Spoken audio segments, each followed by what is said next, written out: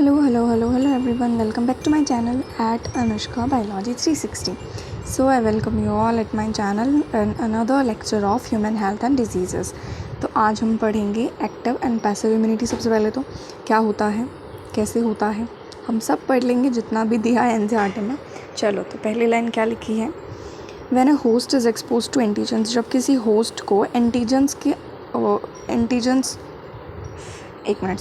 जब कोई host antigens के सामना करता है which may be in the form of living और डेड माइक्रोब और अदर प्रोटीन, वो चाहे लिविंग और डेड माइक्रोब हो, मतलब जिस तरीके से तुमको इन्फेक्शन होता है तो लिविंग माइक्रोब से होता है, हम लोग वैक्सीन बनाते हैं उसमें डेड माइक्रोब्स भी यूज़ करते हैं, और चाहे कुछ और प्रोटीन हो, तो होस्ट की बॉडी में एंटीबॉडीज़ बनेंगी.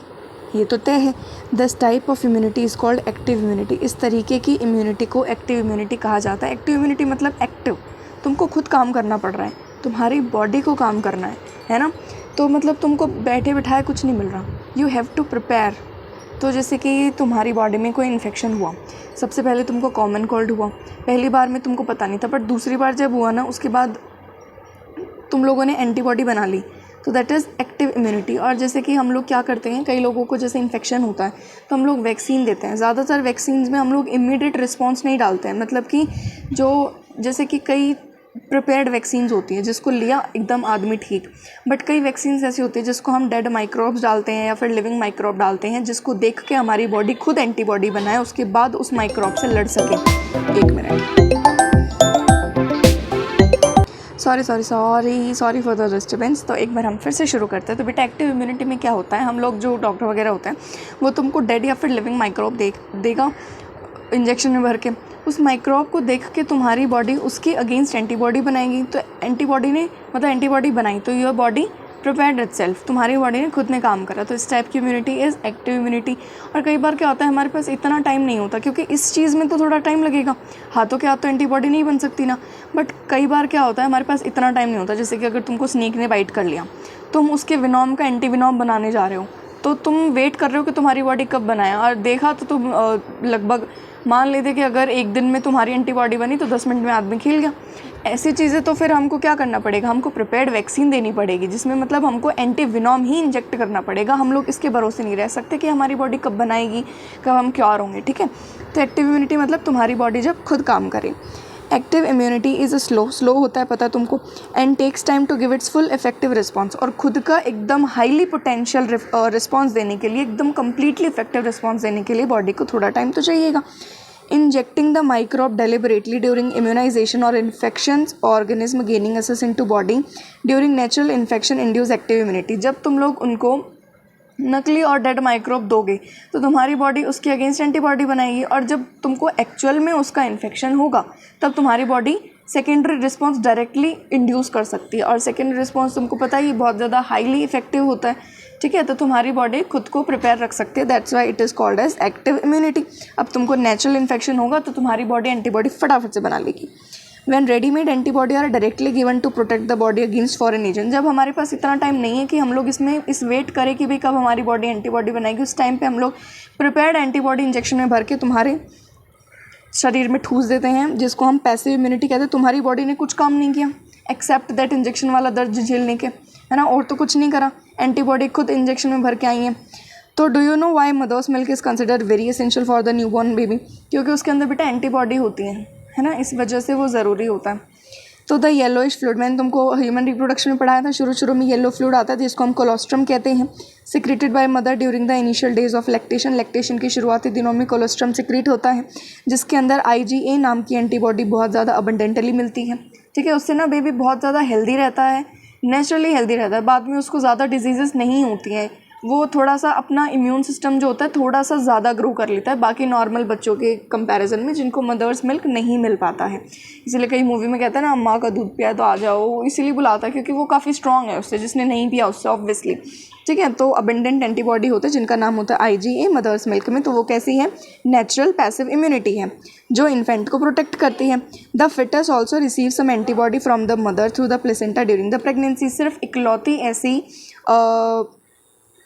एंटीबॉडी जो प्लेसेंटा क्रॉस कर सकती है, दैट इज़ आईजीजी। तो आईजीजी जो होती है वो प्लेसेंटा के थ्रू मदर से इन्फेंट में चली जाती है, उसमें फिटस में चली जाती है। ये कुछ एग्जांपल्स होते हैं बेटा पैसिव इम्यूनिटी के, ये भी पैसिव इम्यूनिटी का ही एग्जांपल है। हो नाउ आगे हमारा वैक्सीनेशन और इम्यूनाइजेशन। देखो, द प्रिंसिपल ऑफ इम्यूनाइजेशन और vaccination is based on the property of memory of the immune system.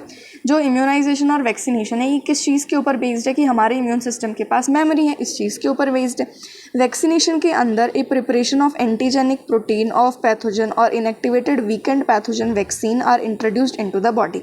देखो, वैक्सीनेशन में जो एक्टिव इम्यूनिटी वाला केस था वो होगा, मतलब वैक्सीनेशन में हम लोग क्या देते हैं, एंटीजन देते हैं इंसान को, इंसान के अंदर एंटीजेनिक प्रोटीन डालते हैं, इनएक्टिव और वीकेंड पैथोजन डालते हैं जिसको हम वैक्सीन कहते हैं, उसकी बॉडी के अंदर इसको लगा दिया जाता है। फिर एंटीबॉडी हमारी बॉडी बनाएगी, antibodies produced in body against these antigen would neutralise the pathogenic agent during actual infection. और जब एक्चुअल में इन्फेक्शन होगा तो उसके बाद हमारी बॉडी ने उस वैक्सीन को देख के जो एंटीबॉडी बनाई है वो लोग जाके एक्चुअल इन्फेक्शन को ख़त्म कर देंगे।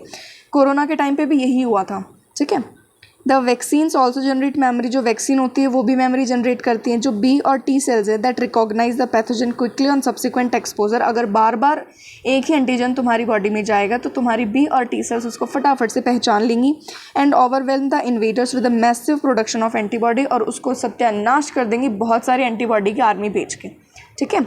तो if a person is infected with some deadly microbe to which quick immune response is required as in tetanus, और अगर जैसे किसी आदमी को टेटनस हुआ है जिसके अंदर हम लोग इंतज़ार नहीं कर सकते हमारी बॉडी की एंटीबॉडी बनाने का, तो हमको फटाफट से उसको प्रिपेयर्ड एंटीबॉडी डालनी पड़ेंगी। We need to directly inject the performed antibody और एंटीटॉक्सिन। हमको तुरंत एंटीबॉडी जो परफॉर्म्ड करी हुई हैं, परफॉर्म्ड एंटीबॉडी उसकी बॉडी में डालनी पड़ेंगी और एंटीटॉक्सिन डालनी पड़ेंगी।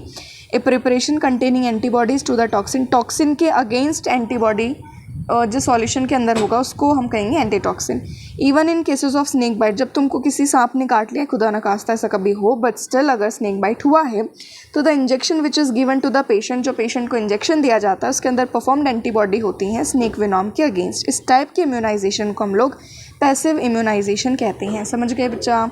एक बार फिर से बता देती हूँ, जो वैक्सीनेशन होता है ना उसके अंदर हम लोग वीकेंड और इनएक्टिव माइक्रोब और एंटीजेनिक प्रोटीन बॉडी के अंदर इंसर्ट करते ताकि उसको देख के हमारी बॉडी एंटीबॉडी बना सके, और जब एक्चुअल में इन्फेक्शन हो तो एंटीबॉडी प्रिपेयर्ड रहें और वो उसको अटैक कर सके।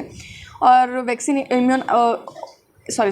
और दूसरी बात हमने बताई टेटनस और स्नेक बाइट्स के अंदर, जिसके अंदर हम लोग इंतज़ार नहीं कर सकते इतना ज़्यादा, तो हम लोग परफॉर्म्ड एंटीबॉडी, प्रिपेयर्ड एंटीबॉडी और एंटीटॉक्सिन्स की बॉडी में इंसर्ट करते हैं। देन आता है रिकॉम्बिनेंट डीएनए टेक्नोलॉजी, डीएनए को ऑल्टर करने की टेक्नोलॉजी, बायोटेक में अच्छे से पढ़ेंगे। Has allowed the production of antigenic polypeptide of pathogen in bacteria और यीस्ट। रिकॉम्बिनेंट डीएनए टेक्नोलॉजी ने अलाउ करा है कि हम लोग antigenic polypeptide of pathogen, bacteria और यीस्ट के अंदर जो पैथोजन का पॉलीपेप्टाइड है ना, एंटीजेनिक प्रोटीन है जो पैथोजन है, वो हम लोग बैक्टीरिया और यीस्ट के अंदर प्रोड्यूस कर सकें। एक बार फिर से, recombinant DNA technology has allowed the production of antigenic polypeptide, मतलब एंटीजेनिक प्रोटीन्स बनाने हैं हमको, पैथोजन के बनाने हैं, किसके अंदर, बैक्टीरिया और यीस्ट के अंदर बनाने हैं ताकि एंटीबॉडीज़ बना सकें हम। Vaccine produced using this approach allow large scale production, इससे जो वैक्सीन बनती है उनका बहुत ज़्यादा प्रोडक्शन होता है। And hence greater availability for immunisation, और इम्यूनाइजेशन के लिए बहुत जल्दी वो अवेलेबल हो सकती हैं। दैट इज़ एग्जाम्पल में हेपेटाइटिस बी की वैक्सीन बनाई थी बेटा, जो कि किसी यीस्ट से बनाई गई थी। हेपेटाइटिस बी की वैक्सीन किससे बनी थी? यीस्ट से बनी थी। आगे आता है एलर्जी। What is allergy? जैसे कि इमेजिन करो, कई लोग होते हैं जो कहते हैं मेरे को एलर्जी इस चीज़ से है, मेरे को एलर्जी उस चीज़ से है। एक सीआईडी में एक एपिसोड था, उसमें एक लड़की को मशरूम से एलर्जी है, तो उसके अंदर उसकी जो माला होती है ना, वरमाला, उसकी शादी थी बेचारी की, तो माला के अंदर उन्होंने मशरूम इंसर्ट कर दिए फूलों के बीच में और फिर उसकी डेथ हो गई। बाद में मेरे को पता चला कि ऐसा कुछ हुआ था उसको। फिर डॉक्टर सालों के डिस्कवर्ड उन्होंने पता लगाया कि भाई मशरूम से उसका एलर्जी थी, ऐसा करके कुछ, ठीक है। तो एलर्जी जैसे कई लोगों को होता है तो वो अनकंफर्टेबल फील करते हैं, कई लोगों को फ्लावर से भी होती है, पॉलन ग्रेन से भी होती है। तो वो जब उससे एक्सपोज होते हैं ना, जैसे किसी को पॉलन ग्रेन आ गया किसी के आगे, तो छींकना शुरू कर देते हैं, कईयों के आंखों में से पानी आ जाता है, छींकने लगते हैं, नाक में से पानी बह जाता है, बहुत अनकंफर्टेबल फील होता है उनको।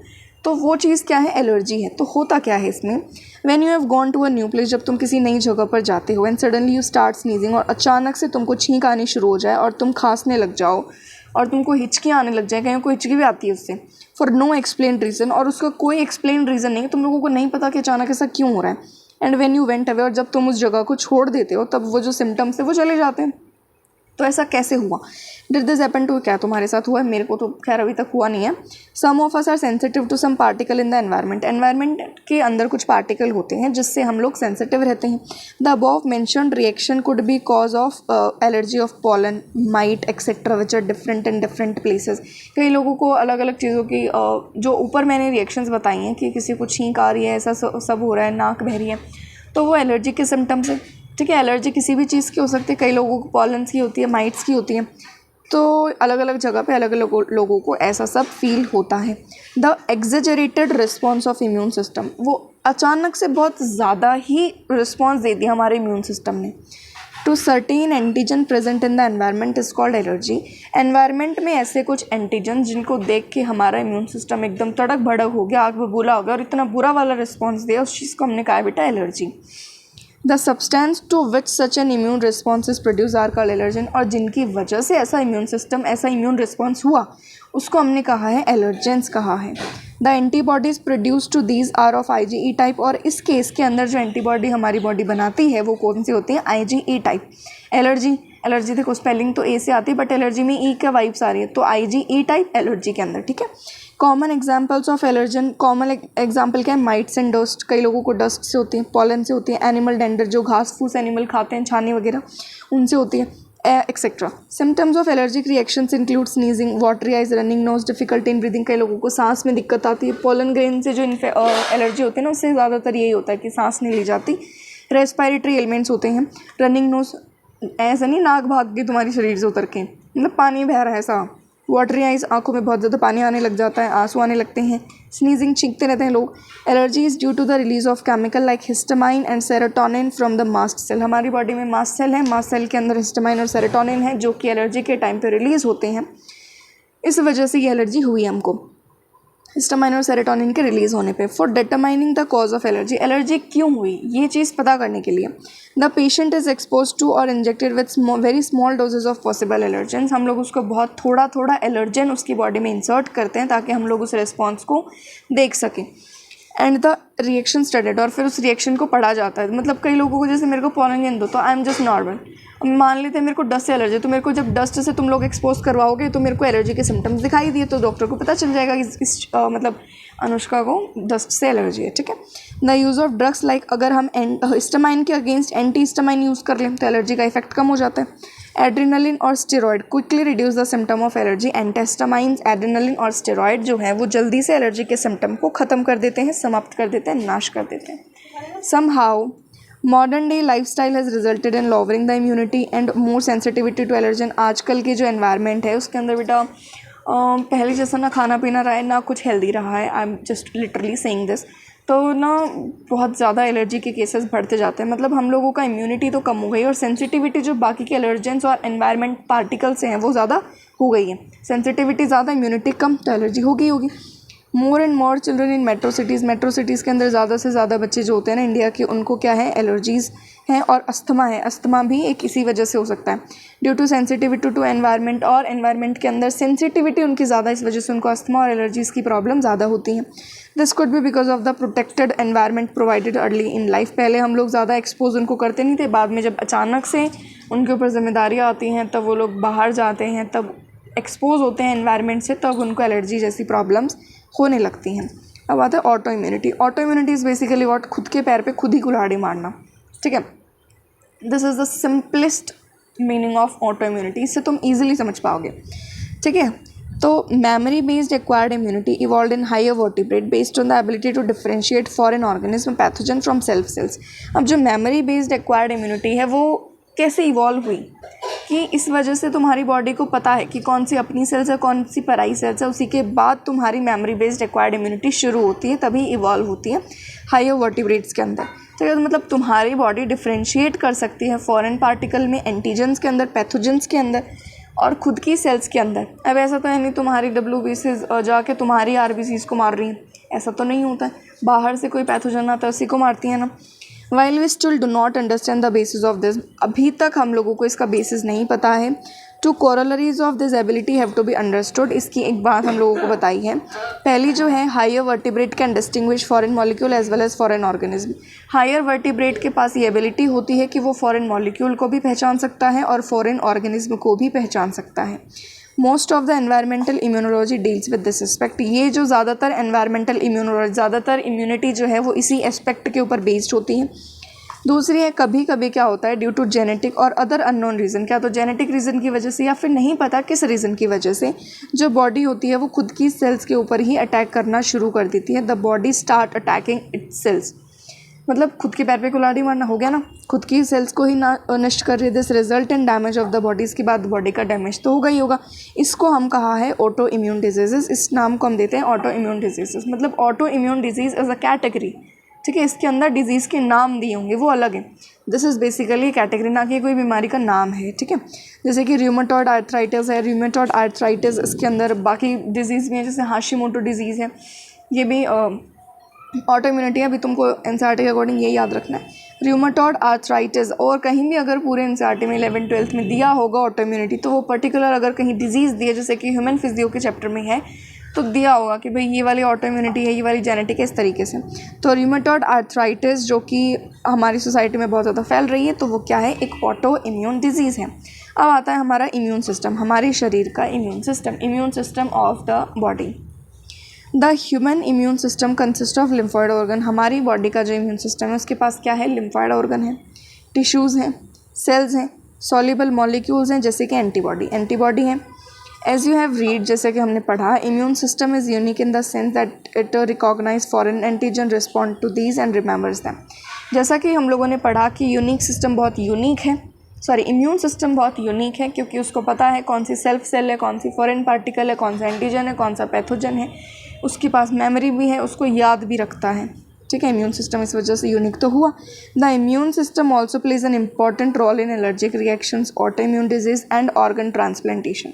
जो इम्यून सिस्टम है वो ऑर्गन ट्रांसप्लांटेशन में, ऑटो इम्यून डिजीज़ में और एलर्जिक रिएक्शन में भी बहुत ज़्यादा हद तक अपना रोल अदा करता है। सबसे पहले हम पढ़ेंगे लिम्फॉइड ऑर्गन। ये ऐसे ऑर्गन होते हैं वेयर ऑरिजिन और maturation and proliferation of lymphocyte occur. Lymphoid organ ऐसी जगहें होती हैं जहाँ पर लिम्फोसाइट्स का प्रोलिफरेशन होता है, वो डेवलप होती हैं, वो बनती हैं, वो मैच्योर होती हैं। They originate, they maturate and they proliferate in lymphoid organ. कौन? Lymphocytes. The primary lymphoid organ are bone marrow और थाइमस। बोन मैरो और थाइमस को छोड़ के बाकी जितनी भी चीज़ें तुमको एग्जाम्पल में लिख के दे, चाहे वो यूट्रस लिख दे, you don't have to be confuse, ठीक है। तुमको कंफ्यूज होने का कोई दिक्कत नहीं कि भाई यूट्रस तो होता ही नहीं, कोई सा लिम्फॉइड ऑर्गन नहीं होता। लेकिन अगर उसने एग्जाम्पल में यूट्रस दिया है तो तुमको उस पर ध्यान नहीं देना है। अगर बोन मैरो और थाइमस के अलावा कुछ भी दिखे वो सेकेंडरी लिम्फॉइड ऑर्गन होगा, दैट्स इट। मतलब ये चीज़ तो श्योर है कि प्राइमरी लिम्फॉइड ऑर्गन कौन सा होगा, बोन मैरो होगी और थाइमस होगी, ठीक है। वेयर इमेच्योर लिम्फोसाइट डिफ्रेंशिएट, जहाँ पर इमेच्योर लिम्फोसाइट डिफ्रेंशिएट होंगी एंटीजन सेंसिटिव लिम्फोसाइट के अंदर, और वो डेवलप होती हैं एंटीजन सेंसिटिव लिम्फोसाइट के अंदर, कि भाई लिम्फोसाइट को पता चले कि ये एंटीजन है, इससे तुमको सेंसिटिव रहना है, इसको देख के ये एंटीबॉडी तुमको बनानी है। मैचुरेशन के बाद जो लिम्फोसाइट होते हैं वो माइग्रेट कर जाती हैं सेकेंडरी लिम्फॉइड ऑर्गन में, जैसे कि spleen is graveyard of RBC, जहाँ पर आरबीसी मरने के बाद जाती हैं। स्प्लीन भी एक सेकेंडरी लिम्फॉइड ऑर्गन है। लिम्फ नोड्स हैं, टॉन्सिल्स हैं, पेयर्स पैचेज इंटेस्टाइन के अंदर, स्मॉल इंटेस्टाइन में, और क्या है, अपेंडिक्स। तो spleen, lymph node, tonsil, pair patches और स्मॉल इंटेस्टाइन और अपेंडिक्स, ये सारे क्या हैं, सेकेंडरी लिम्फॉइड ऑर्गन हैं, जहाँ पर मैचुरेशन के बाद लिम्फोसाइट आती हैं। Secondary lymphoid organ provide the site for interaction of lymphocyte with the antigen. अब सेकेंडरी लिम्फॉइड ऑर्गन क्या करता है, वो लिम्फोसाइट्स को एंटीजन के सामने लेके उनका आपस में इंटरेक्शन करवाता है कि भाई देखो ये लिम्फोसाइट है, देखो एंटीजन, ये लिम्फोसाइट है, देखो लिम्फोसाइट, ये एंटीजन है, अब तुम देखो क्या करना है आगे। Which then proliferate to become effector cell, उसके बाद वो प्रोलिफरेट होंगी, मैच्योर होकर इफेक्टर सेल्स बनेंगे कि वो काम करने में सक्षम हो।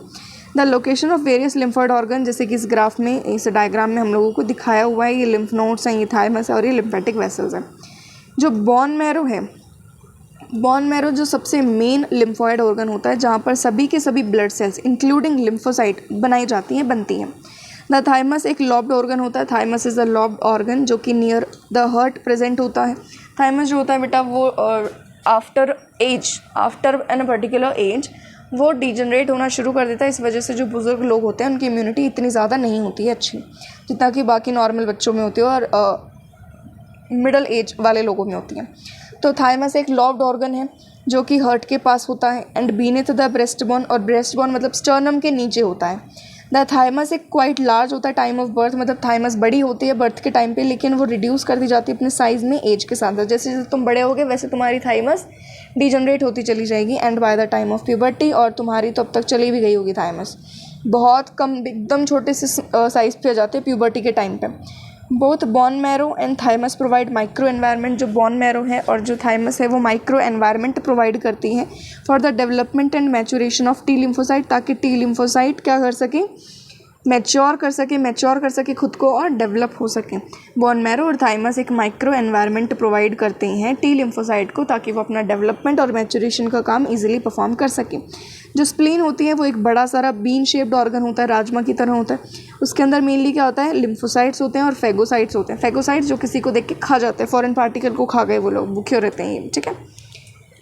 जो स्प्लीन है बेटा उसके अंदर कौन होता है, लिम्फोसाइट्स होता है मेनली, फेगोसाइट्स होता है। It act as a filter of the blood by trapping blood borne microorganism, जो ब्लड के अंदर ही माइक्रो ऑर्गेनिज्म है उनको छान लेता है, एक छलनी की तरह काम करता है, उनको अलग कर लेता है, सेपरेट कर लेता है, ब्लड बोर्न माइक्रो ऑर्गेनिज्म को ट्रैप कर लेता है।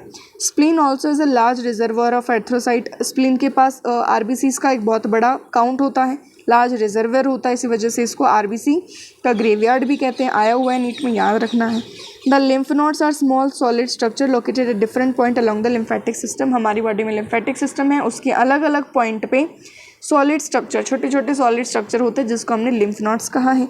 Lymph nodes serve to trap the microorganism और other antigen which happen to get into the lymph and tissue fluid. Lymph nodes जो होते हैं वो क्या करते हैं, एंटीजन्स और माइक्रो ऑर्गेनिज्म को ट्रैप कर लेते हैं जो लिम्फ या फिर टिश्यू फ्लूइड में होते हैं। लिम्फ और या फिर टिश्यू फ्लूइड में जो माइक्रो ऑर्गेनिज्म एंटीजन कुछ होता है तो लिम्फ नोड उनको ट्रैप करने का काम करते हैं, जिस तरीके से स्प्लीन कर रही थी ब्लड बोर्न ऑर्गेनिज्म को ट्रैप करने का काम। Antigen trapped in the lymph nodes are responsible for the activation of lymphocyte. अब लिम्फ नोड को पता है कि एंटीजन ये है, उसके बाद वो लिम्फोसाइट्स को एक्टिव करेगा कि भाई बनाओ एंटीबॉडी की रक्षा करो, present there and cause the immune response, और उसके बाद इम्यून रिस्पॉन्स होगा, हमारी बॉडी आत्मरक्षक वाले फेज में चली जाती है। There is a lymphoid tissue, एक लिम्फॉइड टिश्यू होता है जो पूरी along the also located within the lining of major tract, जैसे कि respiratory tract, digestive, urogenital tract, called mucosa associated lymphoid tissue. एक लिम्फॉइड टिश्यू होता है बेटा जो हमारी मेजर जो ट्रैक्ट्स हैं जैसे कि रेस्पिरेटरी, डाइजेस्टिव और यूरोजेनिटल ट्रैक्ट्स जो हैं उनकी लाइनिंग के अलॉन्ग प्रेजेंट होता है, उसको हमने कहा है माल्ट कहा है। माल्ट हमारी बॉडी में लगभग 50% के करीब कंट्रीब्यूशन देता है। हमारी बॉडी में सबसे ज़्यादा जो लिम्फॉइड टिश्यू है वो कौन सा है, माल्ट है।